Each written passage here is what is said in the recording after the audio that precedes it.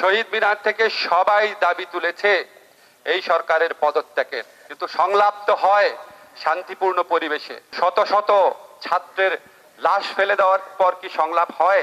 শত শত লাশ ফেলে দেওয়ার পর পদত্যাগ হয়। পৃথিবীর ইতিহাস তাই বলে, বাংলাদেশের ইতিহাস তাই বলে। সামরিক স্বৈরশাসকও এত বড় হত্যাযোগ্য, এর চেয়ে বড় হত্যাযোগ্য সে নিতে পারে নাই। আপনাদের আর কত হত্যা দেখার মানসিকতা আছে?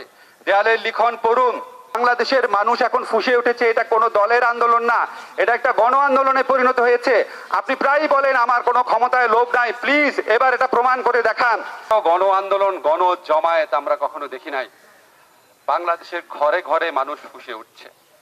শহীদ মিনারে আপনারা রেস্ট্রিক্টেড এরিয়াতে, যেখানে অবসরপ্রাপ্ত সামরিক কর্মকর্তারা থাকেন, আপনারা দেখেছেন সেখানে কত বড় মিছিল হয়েছে, প্রত্যন্ত অঞ্চলে মিছিল হয়েছে।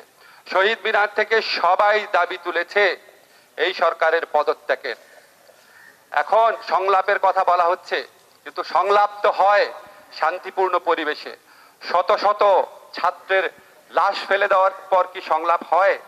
এই প্রশ্ন ছাত্র সমাজ তুলেছে। শত শত লাশ ফেলে দেওয়ার পর পদত্যাগ হয়। পৃথিবীর ইতিহাস তাই বলে, বাংলাদেশের ইতিহাস তাই বলে। এরশাদ আমলে এর 10 ভাগের 1 ভাগ ছাত্র হত্যার পর এরশাদ পদত্যাগ করেছে।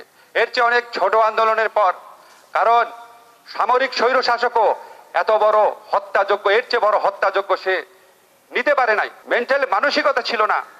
এখন আমরা বর্তমান সরকারের কাছে অনুরোধ করি, আপনাদের আর কত হত্যা দেখার মানসিকতা আছে? দেয়ালের লিখন পড়ুন, শান্তিপূর্ণভাবে ক্ষমতা ট্রানজিশনের ব্যবস্থা করুন। সংবিধানের আলোকে করার স্কোপ রয়েছে। ঢাকা বিশ্ববিদ্যালয়ের ছাত্রদের এই নেতৃত্ব থেকে যে আন্দোলন, সেখান থেকে কিন্তু সরকার পতনের দাবি আসে নাই। প্রথম বলেছে কোটা সংস্কার, সেই সংস্কার করলেন শত শত লাশ পড়ার পরে। তারপরেও তারা আপনার পদত্যাগ চায় নাই। তারা জাস্ট বলেছে যে হত্যাকারীর বিচার। হত্যাকারীর বিচার তো করলেনই না। আবু সাইদকে হত্যা করেছে পুলিশ, কোটি কোটি মানুষ এটা দেখেছে। এটার জন্য একটা কিশোরকে আটকে রেখে দিয়েছেন।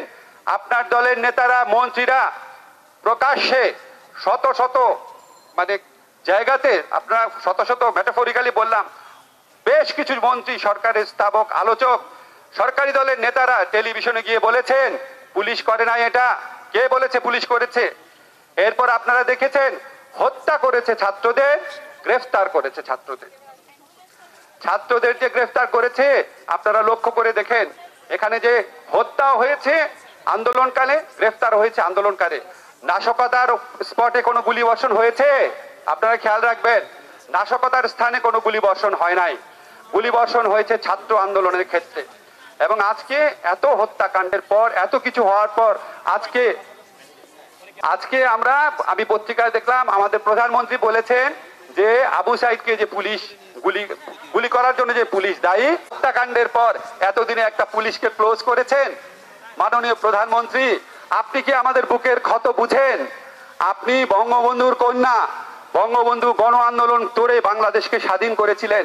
মানুষের স্পিরিট বুঝতে পেরে দুঃখের সাথে বলতে হচ্ছে, আপনার মধ্যে সেই স্পিরিট বুঝতে পারার কোনো লক্ষণ আমরা দেখি না।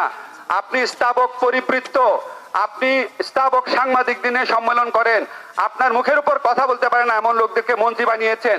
আপনাকে একটা ভুল পিকচার তারা দিচ্ছে। বাংলাদেশের মানুষ এখন ফুঁসে উঠেছে, এটা কোনো দলের আন্দোলন না, এটা একটা গণ আন্দোলনে পরিণত হয়েছে।